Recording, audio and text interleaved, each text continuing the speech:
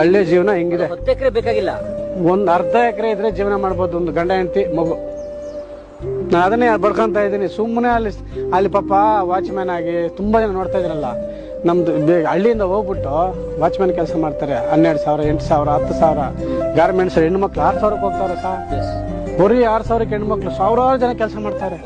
ಭೂಮಿ ಇದೆ ಊರಲ್ಲಿ, ಪ್ರಿಸ್ಟೇಜು. ಬೆಂಗಳೂರು ಈ ಪ್ರಿಸ್ಟೇಜ್ಗೋಸ್ಕರ ಜೀವನಗಳು ಹಾಳು ಮಾಡ್ಕೊಂಡು ಶುಗರ್ BP ಬಂದು ಸತ್ತೋಗ್ತಾರೆ. ಅಲ್ಲೇ ಒದ್ದಾಡ್ತಾವ್ರೆ. ಮತ್ತೆ ಹೊಲಗಳೆಲ್ಲ ಪಾಳು ಬಿದ್ದಿದೆ. ಎಲ್ಲ ಅಲ್ಲೇ ಬಿದ್ದಿದೆ. ಇನ್ಯಾರು ರೈತ ಮಾಡೋನು? ನಾನು ಬಡ್ಕೊಂತೀನಿ, ಎಲ್ಲರಿಗೂ ಕೈ ಮುಗಿತೀನಿ. ಹೋಗ್ರಿ, ಏನಾದ್ರು ಅರ್ಧ ಎಕರೆ ಮಾಡ್ಕೊಳ್ರಿ, ಜೀವನ ಮಾಡ್ಬೋದು. ಹಳ್ಳಿಯಲ್ಲಿ ಹೆಂಗಾದ್ರೂ ಜೀವನ ಮಾಡ್ಬೋದು ಸರ್. ಯಾರು ಏನು ಇಲ್ಲ ಅಂದ್ರೆ ಪಕ್ಕದ ಮನೆ ಒಂದು ಸ್ವಲ್ಪ ಸಾರು ಕೊಡ್ತಾನೆ. ಹ್ಞೂ ಸರ್, ಏನೋ ಒಂದು ಹೆಲ್ಪ್ ಮಾಡ್ತಾರೆ. ಇಲ್ಲ ಅಕ್ಕಿ ಇಲ್ಲ ಒಂದು 10 kg ಕೊಡ, ಆಮೇಲೆ ಕೊಡ್ತೀನಿ ಕೊಡ್ತಾರೆ. ಬೆಂಗಳೂರಲ್ಲಿ ಯಾವನು ಕೊಡ್ತಾನೆ? 5 ರೂಪಾಯಿ ಅವನು ಕೊಡೋನಿಲ್ಲ.